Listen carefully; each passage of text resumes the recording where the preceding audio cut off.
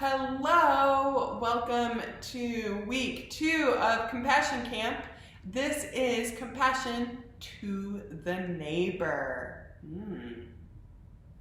So this week we have learned some really cool things. We've heard a Bible story, we've done some yoga, we've done some creative play around sharing compassion.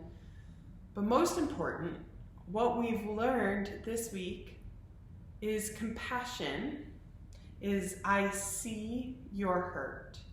I feel your hurt with you. And I help to ease your hurt.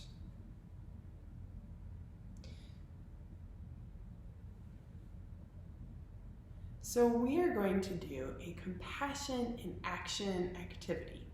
And this activity reminds us how we can be with each other so that in everything we do, we make, or say, we feel Emmanuel, or God is with us, God with us.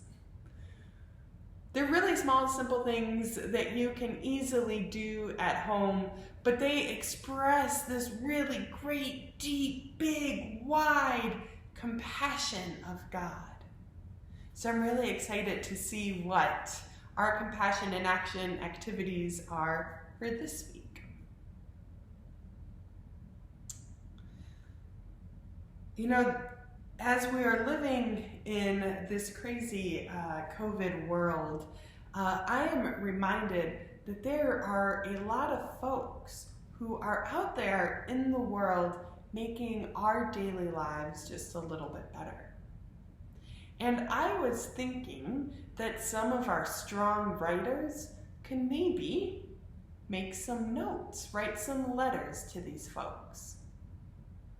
And perhaps you can stick them in the mail, and an older adult can help you to do this. You can write a letter to someone from the congregation. Maybe it's your pen pal from earlier this spring. Maybe you can write to someone who's incarcerated or a medical worker at a hospital. And why would we write to those people? Well, grocery store workers are really essential right now, and they're working really, really hard to make sure that we have enough food to eat and that we can get our food safely. We know that healthcare workers are putting their lives on the line for us as they serve our communities, keeping people well physically. Folks in prison might feel even more trapped right now because they can't socially distance in prison, and there's no way for them to get away from the virus. You know, the older folks in our communities, they are even more at risk of getting sick just because of their age. And so some of them are choosing to stay home and be isolated from family and friends so that they can maintain their health. Even our elected officials might really do well with a letter of encouragement right now, because there are some of them who are working really, really hard to keep all of us safe, especially as they're trying to decide what to do about schools opening. So you can choose one or many of those types of people, or brainstorm someone else or some other type of person who might really do well to get a letter of encouragement right now. And it can be kind of tough to write a letter to someone that you don't know, so it does take a little bit of bravery, but that's what this whole week is about. So you might find this coloring page. It says dear, and then you can fill in the rest and color around, and this might be what you choose to send. And you might be wondering, well, what would I write? Well, see, compassion is I see your hurt, I feel your hurt, and I work to ease your hurt. right? So you might start with some of the stuff that we learned last week about trying to understand what someone else is feeling. So you might say, I wonder if you are scared of getting sick. I am praying for God to protect you. Or you might say, I wonder if you're feeling lonely. I'm praying for God to surround you with love. I wonder if you are tired. I am praying for God to give you strength and energy. I wonder if you're anxious. I'm praying for God's peace for you. So you can put compassion into action by writing something where you see someone's hurt, you acknowledge their hurt, and you offer a prayer to ease their hurt.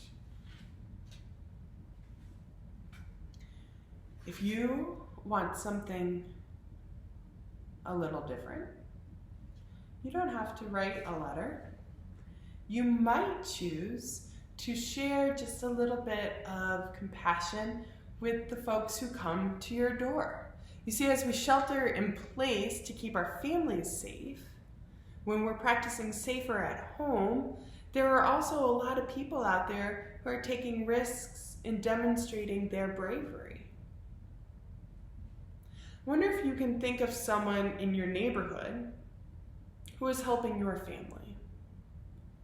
Maybe it's the people making deliveries to your home to bring you food and essentials. I, for one, am super grateful for the FedEx and UPS and USPS deliveries that I get, because I've been ordering stuff online.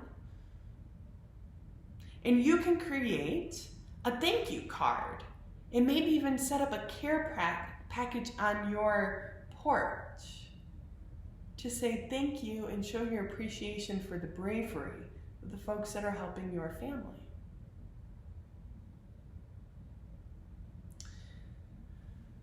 So you can take this card that says thank you, and you can decorate it and write what you're grateful for. And then you can get a box and maybe some snacks or some water bottles if you have extra hand sanitizer. You put that in there, some paper, some crayons to make a sign.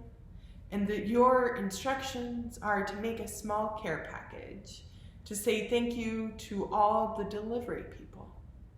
You can leave the basket with a card and snacks and water on your porch for all the folks who deliver to help themselves to a little snack and something to drink. It's a way of showing your gratitude. And I would love to see pictures of whatever you create this week, whether you choose to put your compassion in action by writing letters to folks, or if you put your compassion in action by creating a small care package to put out on your front door for the folks who come to your door to help you to stay safe. Send me pictures. I want to see what you come up with.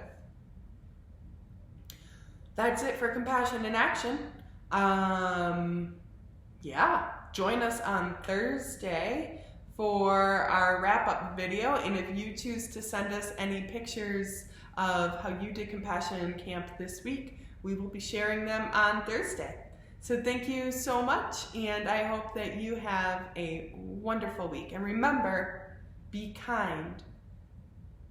Be loved, be kind, be you. There it is. Be loved, be kind, be you. Thanks.